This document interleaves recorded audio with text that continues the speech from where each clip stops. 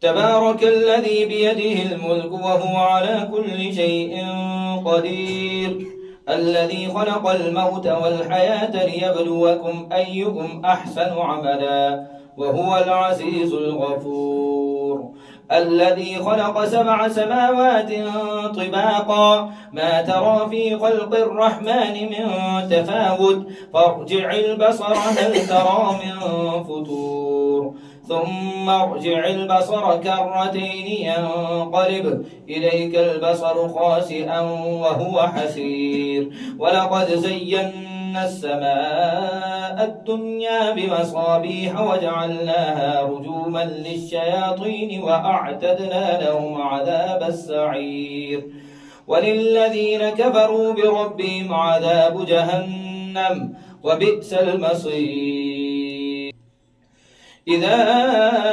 ألقوا فيها سمعوا لها شهيقا وهي تفور تكاد تميز من الغيظ كلما ألقي فيها فوج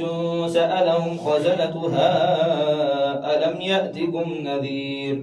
قالوا بلى قد جاءنا نذير فكذبنا وقلنا ما نزل الله من شيء إن أنتم إلا في ضلال كبير وقالوا لو كنا نسمع أو نعقل ما كنا في أصحاب الصعير فاعترفوا بذنبهم فسحقا لأصحاب السعير إن الذين يخشون ربهم بالغيب لهم مغفرة وأجر كبير وأسروا قولكم أو اجهروا به إنه عليم بذات الصدور ألا يعلم من خلق وهو اللطيف الخبير الله أكبر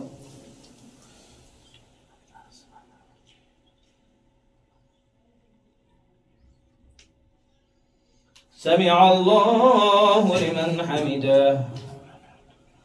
الله أكبر